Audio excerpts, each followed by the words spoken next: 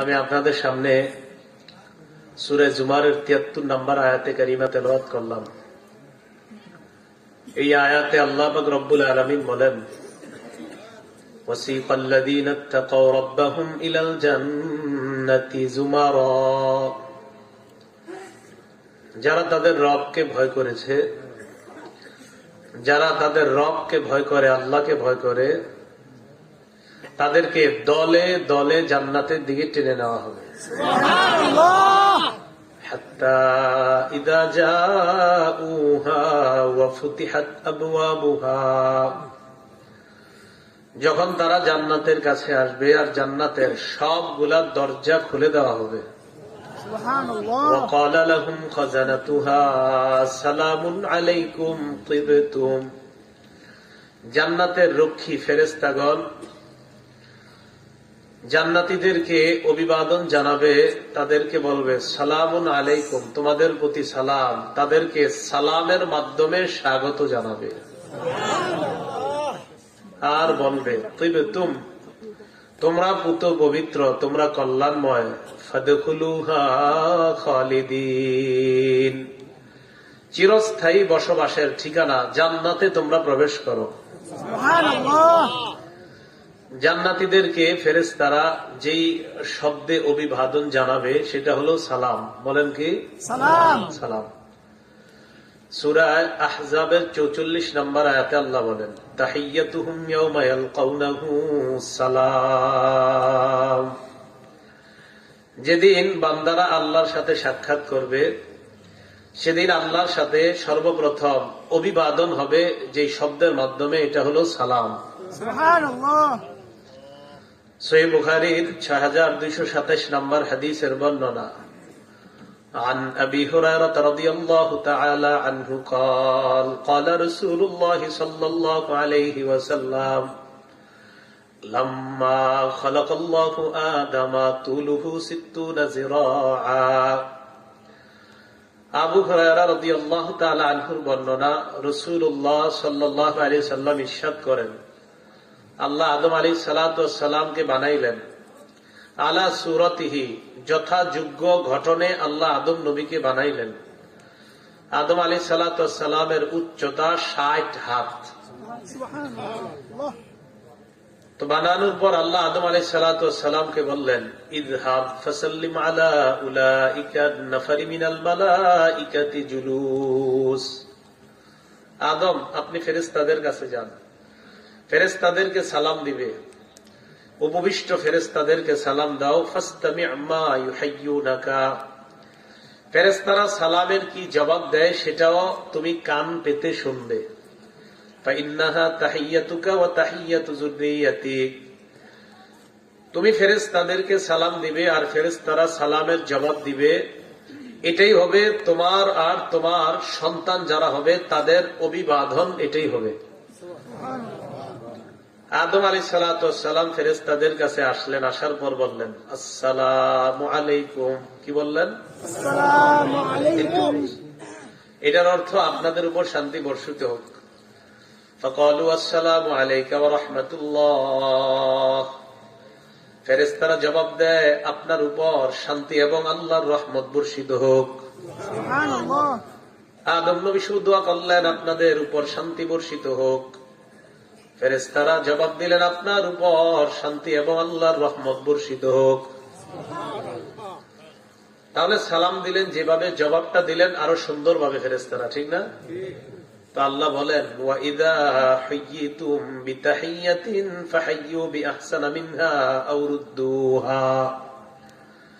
তোমাদেরকে যখন অভিবাদন জানানো হয়, তোমরা অভিবাদনের জবাব উত্তম ভাবে দিবে।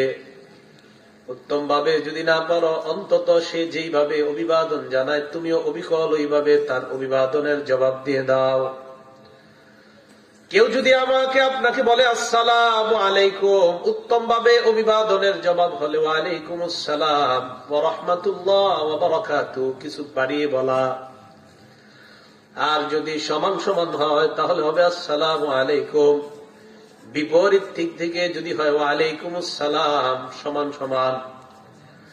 যদি একটু বাড়ায় দেন ওয়া রাহমাতুল্লাহ, তাহলে একটু উত্তম পদ্ধতি হয়ে গেল। আল্লাহ আমাদের সকলকে সালামের ব্যাপক প্রচার প্রসার করার তৌফিক দান করেন। সহিহুত তারগীব কিতাবের নাম 2720 নম্বর হাদিসের বর্ণনা। عن حذيفة رضي الله تعالى عنه قال قال رسول الله صلى الله عليه وسلم حذيفة رضي الله تعالى عنه বর্ণনা, আল্লাহর রাসূল বলেন, ইন্নাল মুমিনা ইযা লাকিয়াল মুমিনা ফাসাল্লামা আলাইহি ওয়া আখাযা বিয়াদিহি ফাসাফাহা। নবীজি বলেন, কোন ঈমানদার অন্য কোন ঈমানদারের সাথে যদি সাক্ষাৎ করে, সাক্ষাৎ করার পর যদি সালাম দেয়, সালাম দেওয়ার পর যদি হাত ধরে আর মুসাফাহা করে, তানাসারাত খাতায়াহুমা কামা ইয়াতানাসারু ওয়ারাকুশ শাজার, ওই দুই ঈমানদারের গুনাহগুলো এমন ভাবে ঝরে পড়ে যায় যেমন গাছের পাতা ঝরে পড়ে যায়। সালামের মাধ্যমে গুনাহ ঝরে পড়ে যায়। আল্লাহ আমলটা বেশি করার তৌফিক দান করেন।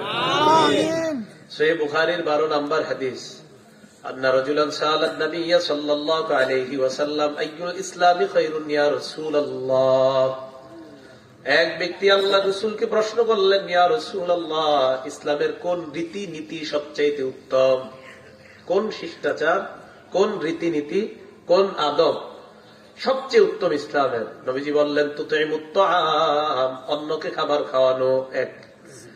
2 নাম্বার, তাকরাউস সালাম আলা মান আরাফতা ওয়া মান লাম তারিফ, তুমি যাকে চিনো আর যাকে চিনো না তাকে সালাম দাও। এই দুইটা রীতিনীতি ইসলামের সবচেয়ে শ্রেষ্ঠ রীতিনীতির অন্তর্ভুক্ত, খাবার খাওয়ানো, সালাম দেওয়া। আল্লাহ আমল করার তৌফিক দান করেন। তিরমিজি শরীফের 2485 নম্বর হাদিসের বর্ণনা।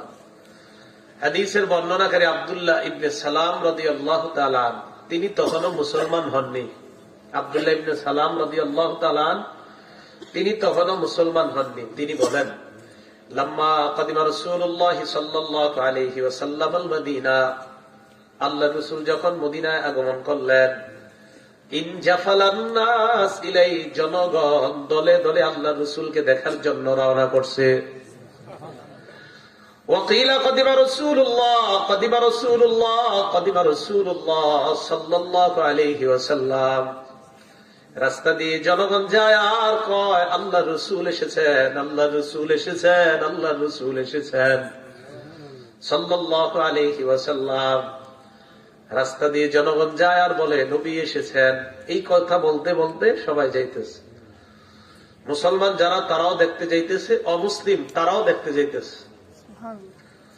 আব্দুল্লাহ ইবনে সালাম বলেন, ফাজিতু ফিন নাস লিআনজুরা ইলাইহি, আমিও মানুষের সাথে আল্লাহ রাসূলকে দেখার জন্য গেলাম। ফালাম্মাস্তাবানতু ওয়াজহা রাসূলিল্লাহি সাল্লাল্লাহু আলাইহি ওয়াসাল্লাম, আমি যখন আল্লাহ রাসূলের চেহারা মুবারক দেখতে পাইলাম, আরাফতু আন্না ওয়াজহাহু লাইসা বিওয়াজহি কাযযাব, আমি তার চেহারা মুবারক দেখি বুঝতে পারলাম এটা কোনো মিথ্যাবাদীর চেহারা না।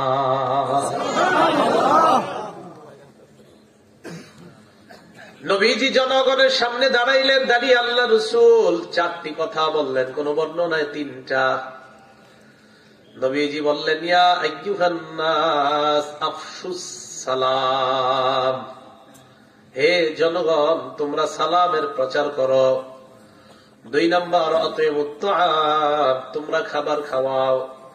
3 নাম্বার, ওয়াসাল্লু ওয়ান নাসু নিয়াম, মানুষ যখন রাতে ঘুমিয়ে থাকে তাহাজ্জুদে দাঁড়িয়ে যাও।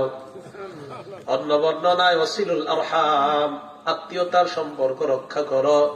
তাদখুলুল জান্নাতা বিসালাম, মরণের পর নিরাপদে জান্নাতে প্রবেশ করো। কামল সালাম, খাবার খাওয়ানো, রক্তের সম্পর্ক রক্ষা করা, রাতে তাহাজ্জুদ পড়া। আল্লাহ আমল করার তৌফিক দান করুন।